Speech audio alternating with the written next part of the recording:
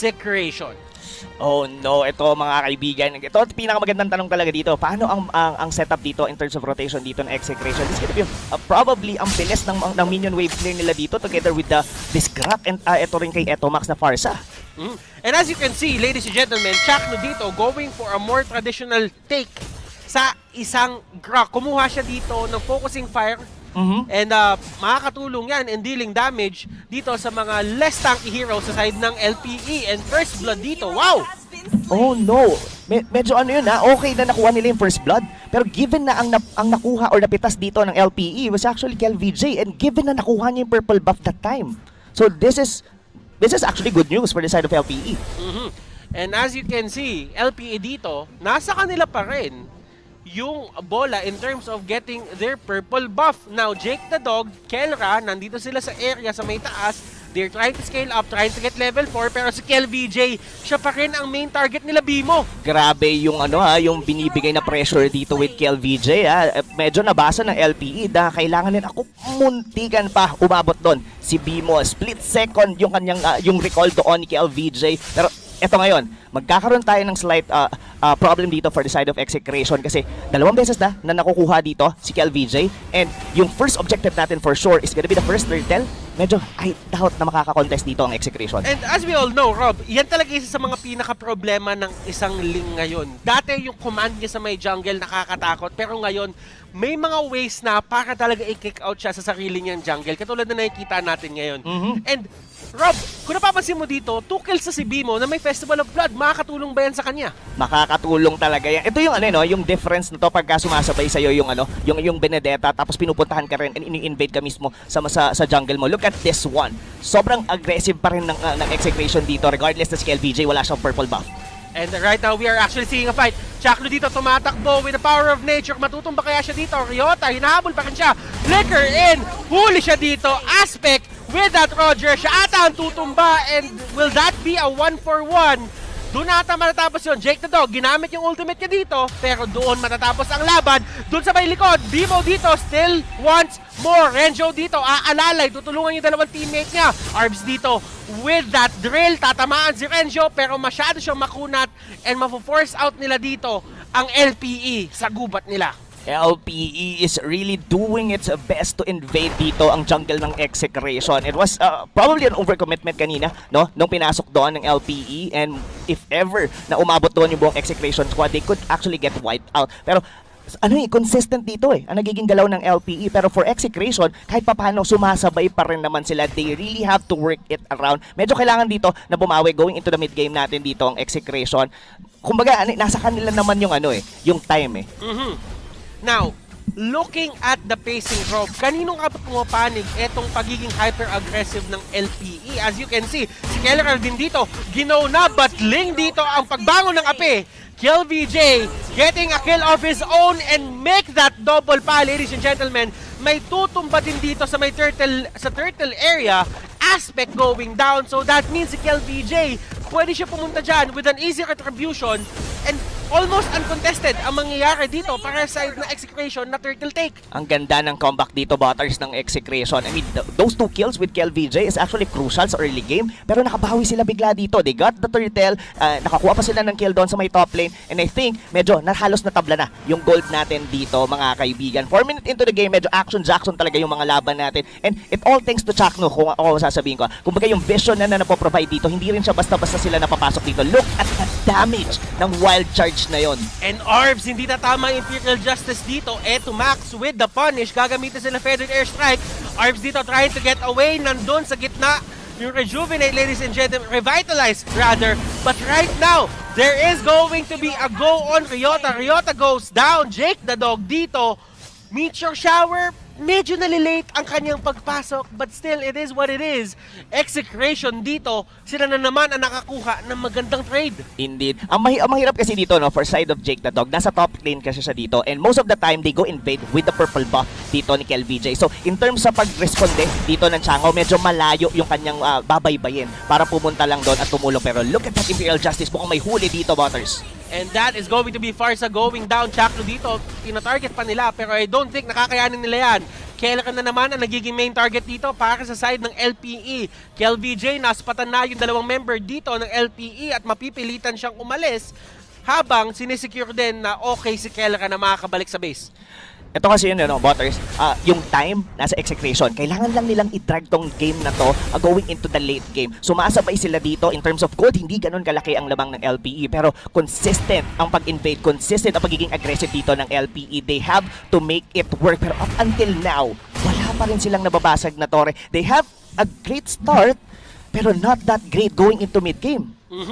And yeah, always remember guys, kailangan yung kills na yan na-turn mo into objectives. At sino nga ba ang pinakaunang makakuha ng turret dito sa team na to? Tatandaan natin, yung trading pa lang nila dito is because of the turtle. Dun pa lang talaga mismo nagkakaroon ng isang matinding away.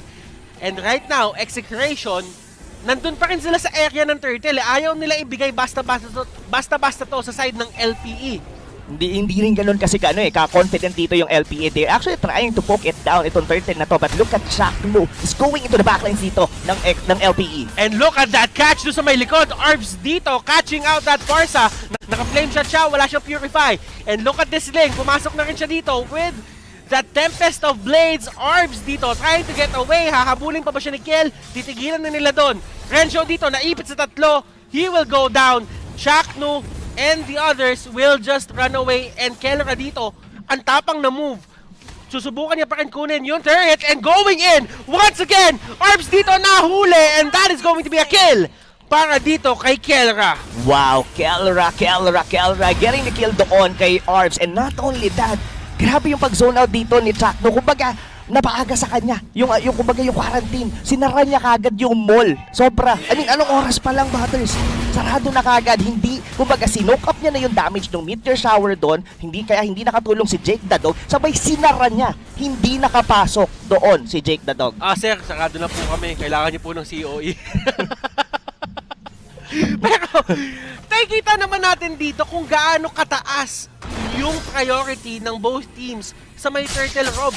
To the point na wala masyadong emphasis into taking the turrets. Turtle ang usapan, turtle ang labanan, at sa turtle lang nangyayari ang lahat ng suntukan. Oo, kumbaga turtle over turrets talaga dito ang mga tropa natin from LPE and Execration. Pero hindi rin natin sila masisisi. I mean, it's a bigger objective as well. Pero though, ang unang nabasag na torre dito is the tower of the top lane dito ng Execration. Pero so far, as the game is being dragged ng habang tumatagal, Execration, mas pumapalag sila dito, Butters. And LPE, they're really finding ways para talagang magkaroon ng certain advantage dito sa side ng Execration. But LPE, nahuli si Aspect dito. And yan yung pick-off na gustong makuha ng Execration kanina pa. Just in time for that turtle. 0-4 na si Aspect dito. And KelVJ, unti-unti na nakakabawi. This is bad news para sa side ng LPE. Bad news indeed. Saan na LPE? Tama. Kala ko Execration eh. Oo. Pero ito kasi yun tama ka doon, Butters. Bad news talaga to for the side of LPE kasi they had supposed to win the mid game dito in order to be able to get a win dito against Execration. Kasi habang tumatagal, it's not only that, lalong kumukunat. Alam mo yun, kumbaga, yung dalawang chicharon natin dito, yung Grak, pati yung si Kuya Renzo, yung Baksha, yan yung mga chicharong nahanginan eh. Yung pag kinagat mo ng lalaban. Oo, pero ito, hindi chicharon to, pero hindi din makunat. Napakalambot dito ni Etomax, and Etomax will get caught out, and Arbs, napapansin mo, Rob, yun yung trabaho niya. Totoo yan. And now, look at this. Even LPE, kahit paano, lamang pa rin sa at least 1,000 gold against Execration. Pero alam natin at nakikita natin yung struggle nila dito. Even the damage from the Lancelot, hindi na enough. Look at the wild charge dito. Ang sakit. Jake the Dog, halos mabura doon. Execration dito, they're finding the pick-offs. Bimo, hinarangan ang daanan ni Renzo dito, pero ando si KelVJ para alalayan ang magkuya tandem ay pumasok na. Chakno dito tumulong na rin, and ito na ang turret take para sa side ng Execration, and this is going to be one of the things na kailangan bantayan ng LPE. Dito lumalamang ng todo Execration pag nagiging sobrang hyper-aggressive na nila sa mapa. Oh my, look at that. Ginamit na lahat doon ng Benedetta, lahat ng slice and dice niya doon. Pero halos hindi nakalahati yung mga buhay doon ng Baksha together. Itong Grak na to. Alam mo, lapag niya lang yung revitalize niya para bigay nyo na sa akin, i-damage nyo na kami. Pero baliwala lang ang lahat ng yon. So, in 10-minute mark, I can say dito, Butters, alanganin na ang LPE. Now, Renjo at top, Ryota, sila nagkakaroon ng konting suntukan dito. And at the same time, you really know na nag-set up na rin ng execution dito sa may Lord area na to. Kung papansin niyo, may triangle open sila sa mapa. Nandun si Parsa, nandun si Etomax, si Etomax Parsa, si Alice nandun din, pati si Grak. Yes, I like that you mentioned, no, yung positioning dito ng execration is actually ready for the Lord. And if ever na ma-pick off nila tong si Bimo, it's gonna be a go signal for them na kunin na ang unang Lord. And that is going to be a shutdown dito kay Bimo. Bimo started out na talagang may 2 kill siya agad-agad. Pero napapunish siya dito at kailangan din mag-ingat ng LPE dun sa mga overextension na ganun. Yes, Benedetta ka, but still, masyadong madaming pang-punish dito. Yung side execution, Brock dito will take down Aspect. Arbs trying to get away. Imperial Justice, nagamit niya na. And execution, kahit sila yung nakakalamang dito, hindi nila ipipilit yung kalamangan na to and they will go straight for the Lord. Alam nila na wala si Aspect dito, wala silang retribution. Walang retribution, and not only that, ang ganda ng shot call ng execution doon. Nakita nila nag-meteor shower si Jake the Dog doon sa may minion sa gitna. That's the reason why they actually jump in doon sa ilalim ng torre. Now, the Lord will be secured by Chakno. And Chakno dito, siya makakuha. Bimo trying to run away. Ginamit niya na din yung Electro Final Blow. Execration, dito na natin makikita ang pag-push. Sa bottom lane pupunta yan dahil sa bottom lane may basag na isang turret. Now, execution, ano ba yung tamang play para sa kanila dito? Samahan ba nila yan o mag-push sila ng ibang lane? Tingin ko mag-push sila ng ibang lane. This is just a level 1 Lord. And given that na meron bang mga outer turrets dito from the top lane into the mid lane. Kasi, pero pwedeng sabayan ng isang hero dito para hindi lang basta-basta ma-burst down dito ng side ng LPE. Pero look at that kung gaano nakahiwa-hiwalay ngayon ng mga members dito ng execution. They would like to choke LPE with this first Lord na kanilang nakuha. At si Chakno talagang hinaharangan din dito yung Lord para hindi basta-basta makapasok doon sa my turret area. Habang nangyayari yung lahat, nakapag-set up na yung execution dahil doon sa delay na yon at pag-take na nila yung mga turrets dito left doon sa mid at doon sa may top. Now, KLVJ focusing on that turret. Kahit nag-take siya ng onting turret shots dito, okay lang yun.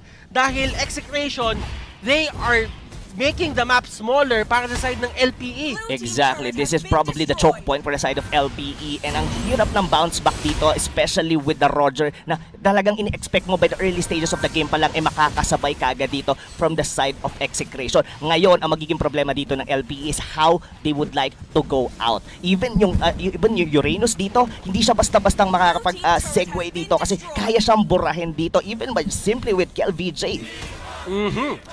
Execution now has command over the map. Ito yung sinasabi natin, Rob, na in terms of turret, kailangan muna nilang i-secure yung mga turtles for their side. At kapag ka nakuha na nila yung mga pick-up na gusto nila, napanalo nila yung mga clash na gusto nila, Execution's plan is to push ng dire-diretso na. And kung napapansin mo, from a full map para sa side ng LPE, napaliit na napaliit, and sa totoo lang, wala na silang outer turrets ngayon. Wala nang outer turrets, and not only that, look at the positioning dito ni Chakno and ni Etomac. Hindi nila pinupush yung gitna. They're actually freezing the lane right now, and in terms of resources, paano ngayon mag-iipon? Mapo-force ngayon dito ang LPE to get the fight that they don't want, or they have to play it very risky to the point execution sila ang mas makakalamang.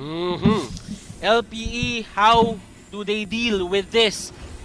And as you can see, Arbs dito, humarap na siya. Ryota, gusto na talaga lumaban. Renzo and Chakno ang niyayakap niya dito. KLVJ going in. Jake the Dog ang pinaka-main target niya dito. Meteor Shower, tignan natin kung will it be enough damage. Pero sabi nila, Kiel, tatakbuhan lang namin kayo. Bimo nahuli dun sa may likod. And that is going to be the purple buff. Going pa rin kay Aspect. Pero Kelra, going with the flicker. Hindi sapat yung pagkakaroon mo ng onting sustain. That is going to be still my kill. Arbs dito, trying to get away. Imperial Justice, mahuhuli dito si Kelra. Pero it doesn't even matter. Execution, nagbabasag na lang sila ng mga turret dito. The Wonder Kid, the double K dito ng execution are really doing wonders para sa kanila, Butters. And look at that, how flawlessly nilang binasag yung base turret sa may gitna. And with the triple kill from Kelra, they might actually seal the deal for the side of LPE. Kumbaga ang nangyayari na lang dito, Butters, they're just waiting for the Luminous Lord na mag-respawn, and probably yun na yung magiging pako, the nail in the coffin dito para sa side ng LPE. And I'm really can't think of a ways ngayon for LPE to bounce back. Probably they could get an awkward fight in the Lord at makakuha sila, or they could steal the Lord, pero I think they need to contest this one. Kasi kung hihintayin lang nila na mag-defend at magkamali dito yung execration, medyo mababa ang chance. Though, nakita natin kahapon, the longer the game drags, medyo tumatagal ang mga death timer, probably doon magkaroon ng mistake ang execration. Yung mga death timers na yan, it's a good thing that you brought that up. Kasi nga, parang ang nangyayari dito is yung punish mo sa late game. Kahit sabihin mo ikaw yung todo nakakalamang, pagka nahuli ka at hindi ka nag-ingat, ang laking blow nun para sa lineup o sa team nyo. Totoo. Now, tingnan natin dito kasi meron ng mechanic na ganun na pumapabor ngayon naman sa side ng LPE. Kahit yung execration yung talaga nag-take dito ng advantage as of this moment, and Lord has been slain. Renjo dito makakuha. Ginamit na nila yung mga ultimate nila dito, and that is going to be Bimo going down. Once again, LPE dito, sila ang nanganganib na matalo. Yes, that might be a little miscommunication dito for the side of LPE, Butters. Aspect wasn't even ready to go into team fight doon sa may Lord Pit na yon. Nung nangyari yung, the last part nung buhay ng Lord doon, nasa gitna pa si Aspect. Kumbaga, napilitan lang sila na mag-contest doon, and now it's gonna be a hard defense na magagaling ngayon from LPE. Renjo, umiikot-ikot lang dun sa may gilid. Farsa dito with the feathered airstrike. Kel BJ nandun sa may taas, nagbabasag lang ng turret. Kelra din.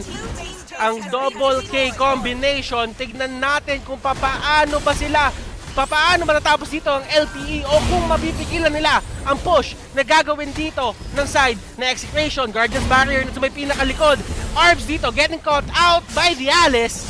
At mapipigilan ng LPE yung pag-push dito na execration. Yes, but yeah, this is actually good news for the side of LPE kasi we all thought na pwede nang matapos yung game doon, pero right now, LPE doesn't have any single base turrets dito, mga kaibigan, and this might be a rinse and repeat lang for execration. They freeze the lane, they wait the Lord, or probably get a pick-off dito para masara na nila dito. Kasi kung papansin mo dito, Butters, the draft na meron dito ang LPE, ang hirap.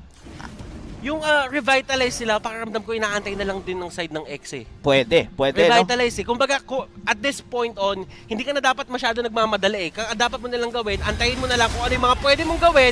LBJ, nahuli si Jake the Dog dito. E tignan natin yung laban na to. Alice will go down, Kelra, pero isa din ang kapalit nun.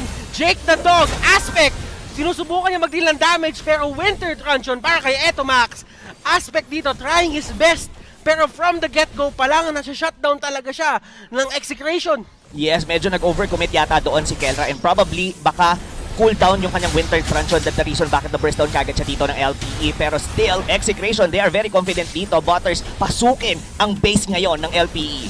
And execration slowly but surely just trying to take this win against LPE. While LPE naman, ito yung tenacity ng team eh. Ito yung pagiging ano talaga nila, matibay yung paninindigan. Na hindi kami basta-basta tutumba. Ang kailangan nyo gawin para manalo is talagang i-challenge nyo kami hanggang dulo. Ipipilit namin protektahan to. Yes, yun ang puso. Yun ang puso talaga dito. I mean, given na talagang their backs is against the wall na talaga dito against execration eh. Pero kung iisipin mo, at least execration, they are definitely disciplined dito. This is not the usual execration natin na balagpagan, na lamang tayo, let's go in. They're actually just waiting pa rin dito for LPE na magkamali. Now, ngayon, ang magiging malaking tanong dito, mga kaibigan, in a 1-minute mark, Butters, paano ang contest ng LPE? Hindi nila pwedeng hayaan lang ang execration na makuha ang libreng Lord na to. That is a question na kailangan ngang sagutin ng LPE. There is this thing na pwede nilang gawin na i-freeze na lang nila yung lane para kahit papano ay mapilitan yung LPE na magstay lang sa my base. But at the same time, execution dito, it's pretty sure na talagang sa kanila ang mapupunta dito yung Lord kung hindi magko-contest dito yung LPE, na medyo mag-50-50 sila. Kasi all in all, Rob, kapag ka may lumabas sa base ng LPE, that is going to be one person na automatic maging susceptible sa kahit anong gank na gagawin dito sa side ng execution. But let us see, there are fights happening all across the map, ladies and gentlemen. Renzo dito, Nahuli siya, and that is going to be Aspect going down. KLBJ dito with 1/4 HP. That is going to be Arbs going down as well. Dalawang member na lang natitira dito para sa side ng LPE. Tignan natin kung ano magiging desisyon dito ng Execration. Tatapusin na ba nila o kukunin pa nila yung Lord? I do think na tatapusin na nila to. They are really trying right now, Rob. Kaya talaga nila to. They're not just trying, they're gonna do it ngayon, Butters. Look at the damage dito from KLBJ. Going na kagad siya, nakatarget siya. Base lock ngayon dito ang Execration. And that is going to be Execration's win.